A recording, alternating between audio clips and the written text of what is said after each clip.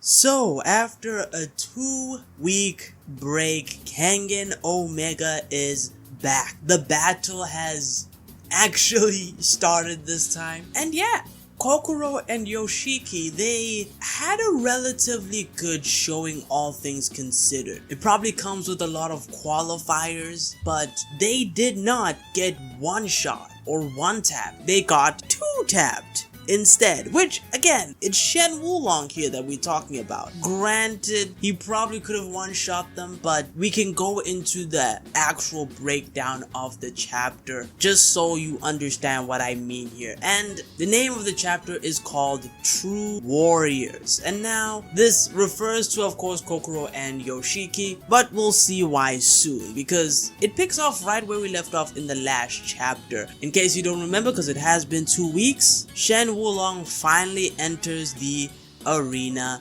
The match officially begins and Kokoro and Yoshiki are waiting for Shen Wulong right at the gate. So a little bit as you get inside, and yeah, you have Kokoro saying, we know we probably can't actually beat you, but Yoshiki's like, look, you're still not getting past us though. Of course, Shen Wulong replies to this, he's like, yeah, but you probably could have had a lot more other people around, right? If you're gonna jump me, because of course it's gonna be a 2v1 situation here. And Shen Wulong sort of thinks that the reason why they didn't get more people to basically try to stop him right here at the gate is probably out of their own warrior's pride. I mean, you're already pushing it with a 2v1, right? Shen Wulong sort of finds that more admirable, you could say. We then have a shot of the drone right behind Shen Wulong. We know there are cameras all over the Gakigahara Forest Battle Royale arena, but drones will also be used as well, just so that the audience will be able to see what's happening. And yeah, we get a view of what the drone is seeing and the audience who are right outside the arena. My guess is that this is getting streamed to multiple places, because like this is like a 12-hour thing, but hey, we'll see as time goes on. We see here an announcer sort of saying that, oh yeah, Shen Wulong is going to fight Kokoro and Yoshiki. You know, how is this going to unfold? Oh my god, like, come on. All of us know how this is probably gonna go, but the announcer is Katihara. And also who will be assisting as well with his commentary is Jerry, of course. We also see Nogi and Metsudo standing outside together. They're also watching the stream. Nogi, he's wondering how they're gonna actually try to go about, you know, taking out the connector. Metsudo's like, yeah, they're pretty powerful fighters. But Toyota's like, yeah, this will probably not even be a contest in terms of like fighting, really. I almost said it won't even be a contest of strength, but it really doesn't matter. Every metric they lose to the connector. Toyota's like, they probably have a trick up their sleeve to actually win, because otherwise they wouldn't be here, right? The connector stands there, he says, whenever you're ready. Kokoro and Yoshiki, they sort of stand up. It's getting a lot more intense. Shen Wulong's like, yeah, no need to be shy, you can just come at him. And yeah, they do just that. They just charge straight at him. And yeah, as normal, most of the time, man, the connectors fights are like watching One Punch Man season 3 sometimes. You know, you don't see the movement per se, but you see what happens afterward. Of course, this is a joke, but yeah, we see the connector had moved his right hand, and he moves it so fast while Kokoro and Yoshiki were charging at him, and he manages to maybe hit. We don't see what happens. It happens that fast. And they start falling over, obviously. And I was like, yep, that's it. That's exactly what I expected. That was my reaction. I was like, alright, pack it up. Let's move on. These bums, they hit the ground, and Shen Wulong at this point, he starts saying, yeah, y'all had pretty good teamwork, even though this was an impromptu, you know, team up. So they weren't on the page since the very beginning. But Yoshiki sneaks up on Shen Wulong, because Shen Wulong was walking past them, you know, saying all this stuff. Yoshiki actually comes up, sneaks up on him, and manages to grab a hold onto the connector. And the connector's actually a bit impressed with this because he's like, yeah, he got pretty quick recovery here, talking about Yoshiki. Yoshiki's like, you're actually gonna regret underestimating us. Because him and Kokoro, they sort of have an idea of what's going on with the connector here, and they sort of toughen themselves up with their training.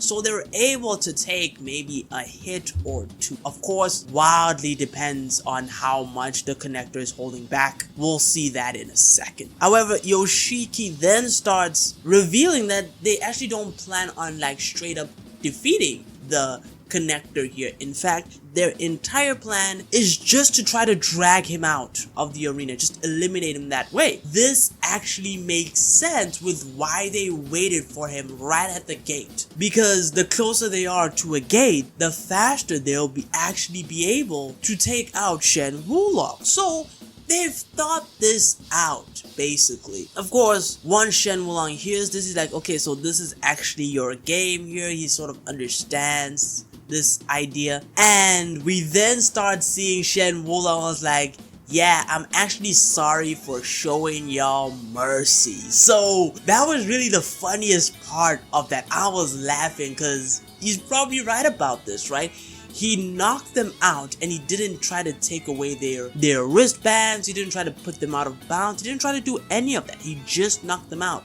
So from that perspective, yeah, Shen Wulong was merciful, but he was probably also merciful in another way as well, and that is the amount of power he was using. And while he's saying this, while he's standing, Kokoro and Yoshiki, they're trying to pull him. In the official chapter, it says push him with all the might you have, but no, the connector is literally facing away from the gate, and Yoshiki and Kokoro, they're literally behind him, so they have to pull him out somehow. So they have to pull it. But then all of a sudden we see them going flying up in the air. Shen Wulong, he did something.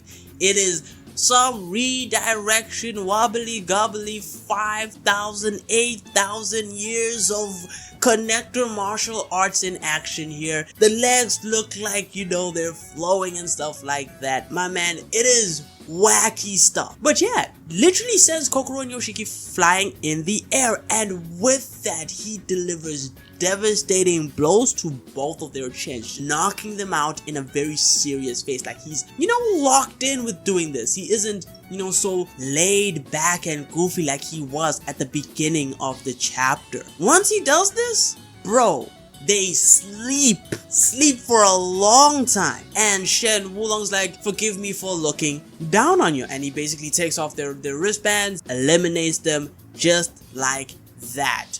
2 of the participants are gone. Katihara announces pretty much that. And Toyota's like, they had a pretty good plan here. If it was executed right, it might have actually worked. And Toyota, I think that is absolute cap that I'm hearing here. That strat would have never worked in 1,000 years. But we keep moving with that, with Toyota sort of saying he stands as a witness to their determination, right? People are putting respect on Yoshiki and Kokoro's name here, which is pretty good, right? Because even Shen Wulong is sort of putting respect on their name by not showing them any mercy and taking them out. He even apologized as I went through with this chapter. So they're getting their flowers for jobbing out, right? And at this point, Jan pops up. It's all over, obviously. And he says he sent everyone else ahead into the actual field, but he would actually like to hang or move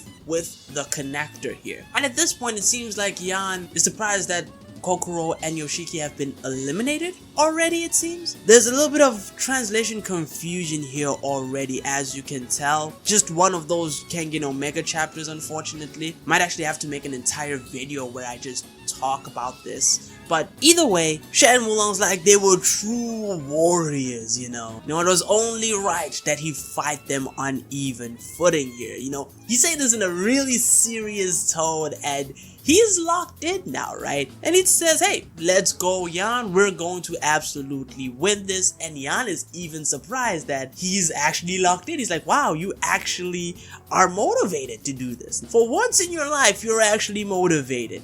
And that is what I think Yoshiki and Kokoro sort of brought to the table to Shen Wulong, is that Shen Wulong should probably take this a lot more seriously. Because even the fathers, you know, might get up if he hits them too lightly. But yeah, that is the actual end of the chapter.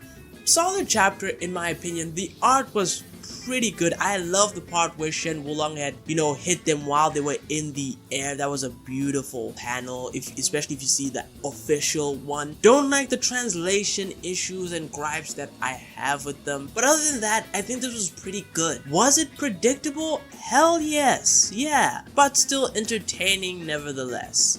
I do wonder if we're actually going to focus on Shen Wulong at this point, or we'll jump to other people, because the Worm have gone ahead at this. They are probably going to look for Oma, because Oma is the one with the actual button or the coin. So yeah, we'll see how this actually proceeds on. Don't forget to like and sub, and until next time, take it easy.